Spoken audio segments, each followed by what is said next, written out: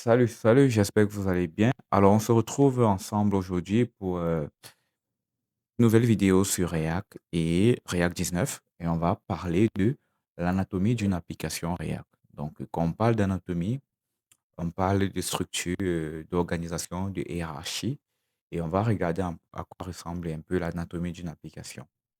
Alors, l'objectif de ce cours aujourd'hui, c'est de comprendre la structure et le fonctionnement d'une application React. Lorsqu'on fait du React, on a dit, React, c'est un framework, pardon, c'est une librairie, librairie JavaScript qui permet de créer des composants. Alors, vu qu'on a plusieurs composants, il est important de savoir que ces composants doivent être organisés et comment React fonctionne pour pouvoir afficher un composant à l'écran. Alors, si vous faites du React, déjà, pour commencer, vous devez avoir des prérequis.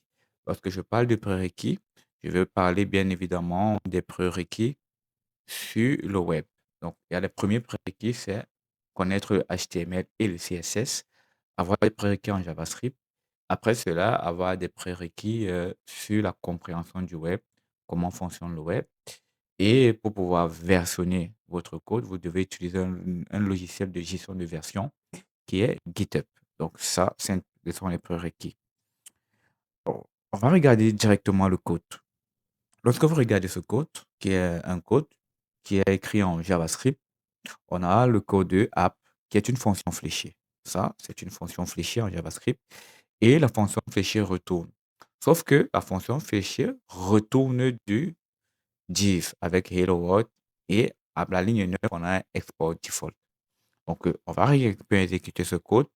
Voilà, l'exécution de ce code-ci, il est là comme ça. OK, donc on a un app qui est là, tout simplement. OK. Le app retourne un div avec à l'intérieur hello world. Ici, en affichage, on a hello world.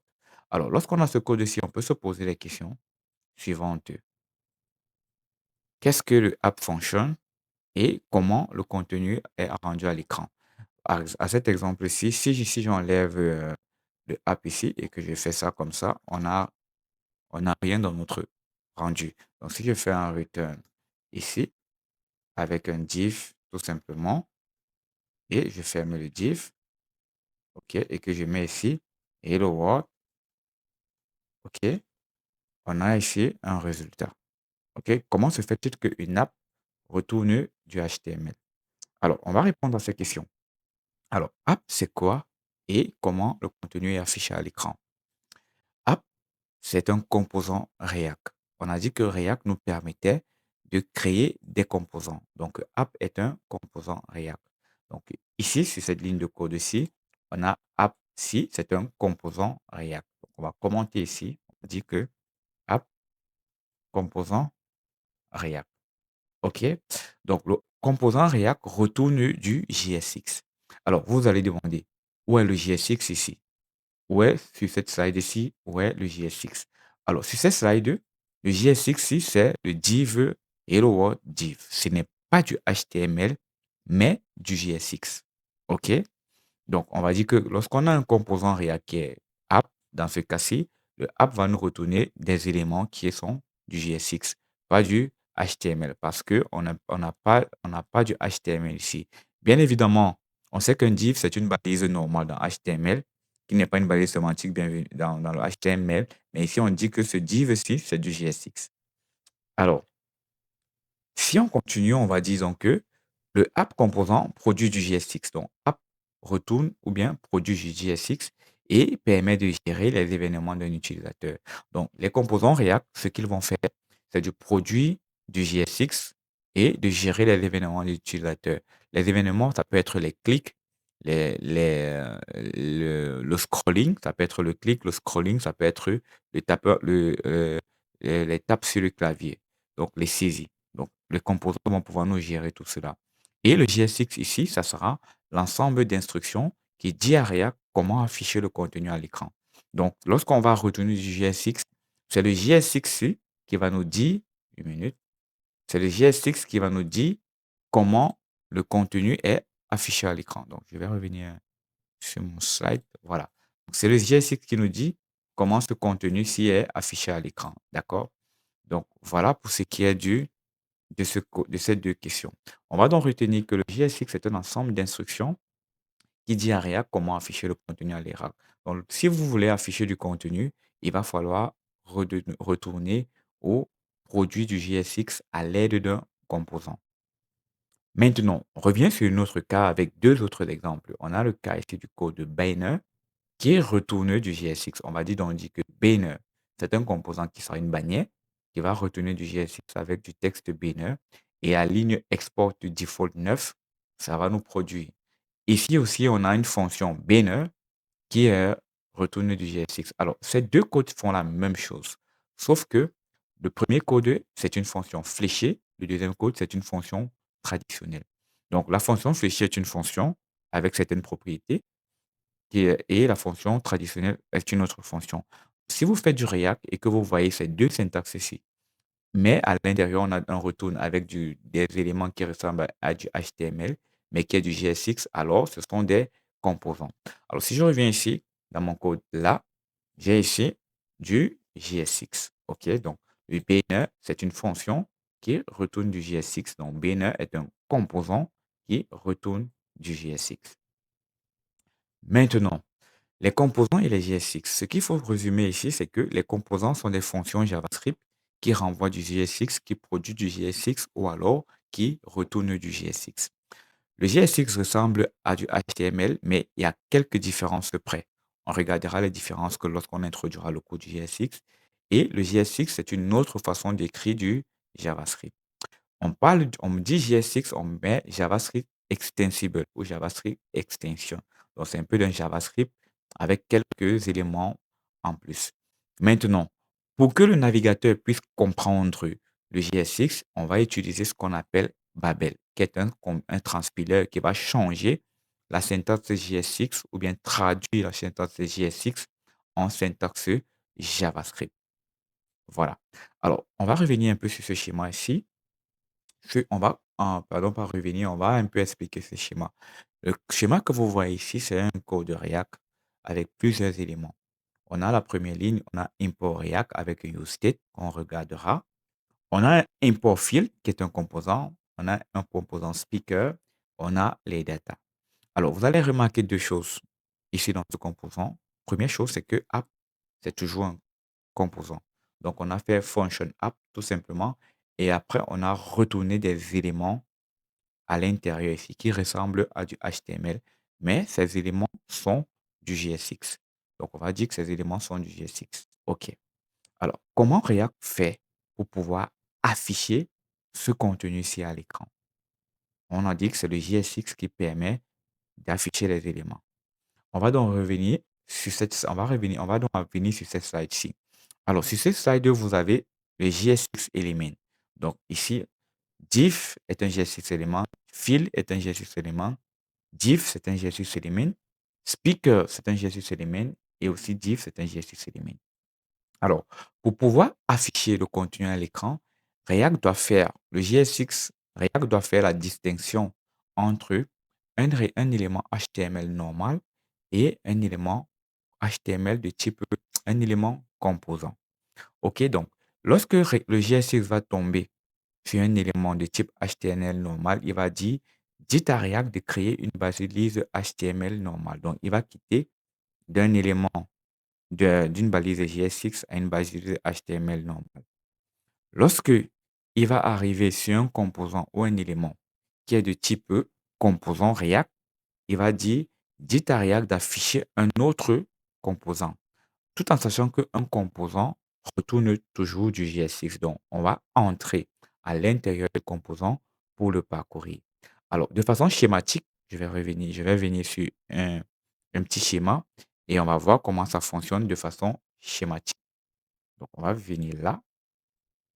Alors, de façon schématique, on est sur quelque chose qui est comme ça. Donc, ici, j'ai du JSX. OK. J'ai un div qui est là comme ça. On va revenir d'abord au premier élément. Voilà. Ici, j'ai du JSX. J'ai un div qui est comme ça. OK.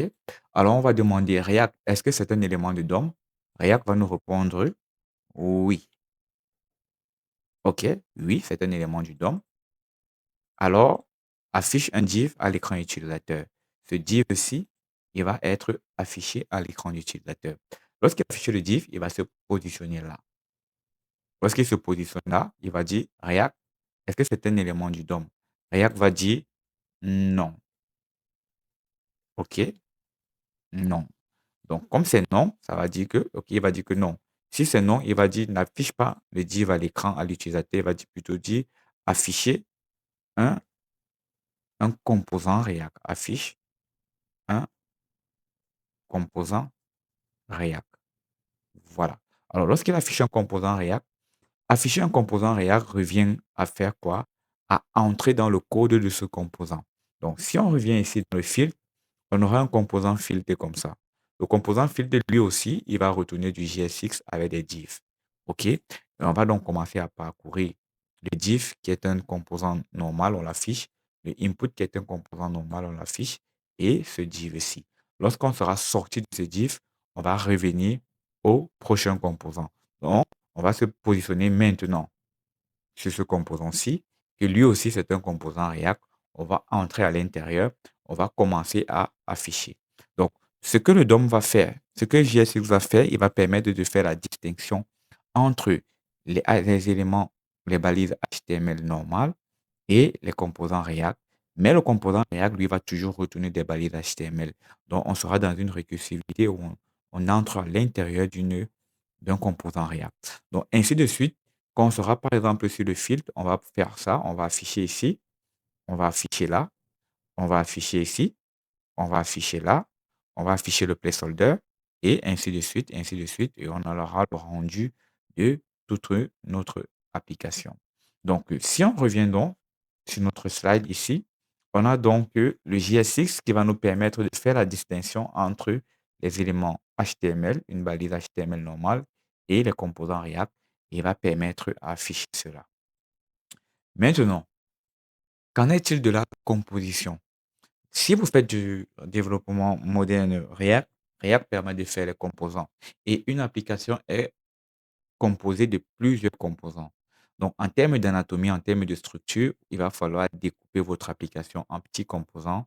Ça va dépendre de vous. La taille, c'est vous qui la définissez.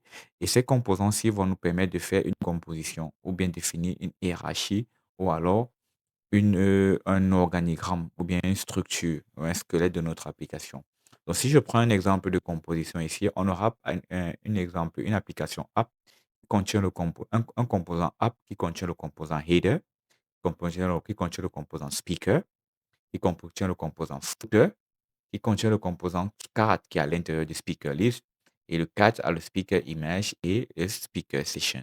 Donc, tout va dépendre de vous, de comment vous organisez votre application. Donc, les premières choses qu'on fait lorsqu'on fait du développement React, c'est quels sont les composants qu'on aura, comment on va les structurer, après, comment on va les développer et après, comment ils vont communiquer ensemble.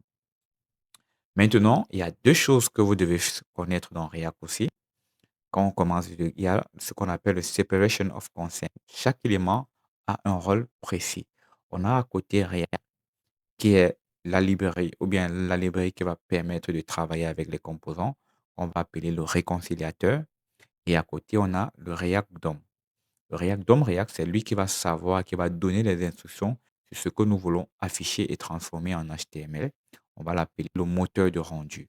Donc, lorsque vous faites du React, vous aurez le React pour le réconciliateur et React DOM pour le moteur du rendu. Donc, on va appeler les fonctions render.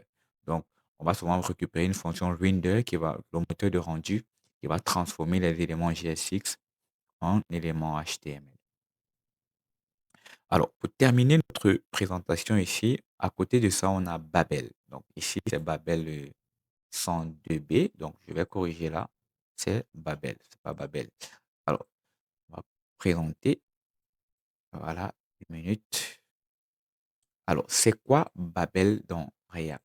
Alors, si vous faites du développement web moderne, il y a ce qu'on appelle Babel ici, qui est un compilateur JavaScript, on va dire transpiler au compilateur. Donc, c'est un outil qui va nous permettre de transformer le code JavaScript écrit dans un langage ou bien une syntaxe de haut niveau à une syntaxe que les navigateurs puissent comprendre.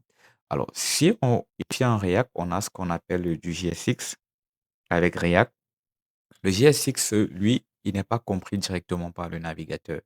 Donc, Babel va donc convertir la syntaxe de JSX en syntaxe ES6, donc en syntaxe ES5, donc une syntaxe qui est plus utilisée pour les navigateurs web pour qu'on ne puisse pas avoir de problème. Donc, si on vient dans notre schéma, on aura les navigateurs qui sont développés, mais les langages de programmation, lorsqu'ils sont développés, vont beaucoup plus vite. Donc, les versions des navigateurs les plus récents sont très utilisées dans les frameworks modernes. Ce qui fait que le développement d'un navigateur web ne suit pas forcément le développement d'un langage de programmation. Et les frameworks ou bien les technologies, les librairies sont basées sur les syntaxes de langage de programmation récentes. Donc, ce qu'il faut faire, c'est quoi? Il faut donc trouver le moyen de changer la syntaxe, OK? Il faut trouver le moyen de changer la syntaxe JavaScript en syntaxe JavaScript moderne. Une minute, on va regarder un peu render, non, voilà. Je cherche le schéma pour qu'il soit bien expliqué. Voilà, il est là. Il faut donc trouver un moyen de changer la syntaxe du langage ES6+. Donc, ES6+, c'est tout ce qui est nouveauté. Donc, le navigateur, on n'est pas sûr que le navigateur va comprendre. Pour que ça puisse translate en ES5, qui est la plus supportée, là, le navigateur va comprendre. Donc, si on est un peu sur du GSX, le GSX qui est développé avec une syntaxe ES 2015+, donc ça peut prendre en compte de ES 2019, 2020, 2021. Il faut translater ça simplement en ES5 pour que le navigateur puisse comprendre. Donc, Babel va se passer au milieu comme un transpiler. Donc, transpiler, j'espère que c'est le bon terme, hein. Parce que s'ils mettent ici compilateur, il y a différence entre compiler et transpiler. Donc, voilà. Donc, je vais juste retenir que lui va changer la syntaxe pour ne pas dire n'importe quoi dans la vidéo. Alors, voilà. Alors, maintenant, sur cette vidéo-ci, on va se trouver à la fin. Donc, on va retenir que lorsque vous faites du React, il y a React qui est le réconciliateur, il y a le React DOM qui est le moteur de rendu. Babel va se passer au milieu pour quitter d'une syntaxe moderne JSX à une syntaxe JavaScript compris par tous les navigateurs. Vous devez pouvoir comprendre la composition de vos applications et structurer vos différentes apps avec des composants. Le JSX, lui, il va dire à React comment afficher les éléments à l'écran. Il va faire la différence entre des balises HTML normales et des composants React. Après cela, on a donc tout ce qui est composant doit toujours forcément retourner du JSX. Si ce n'est pas un composant, il ne retourne pas du JSX.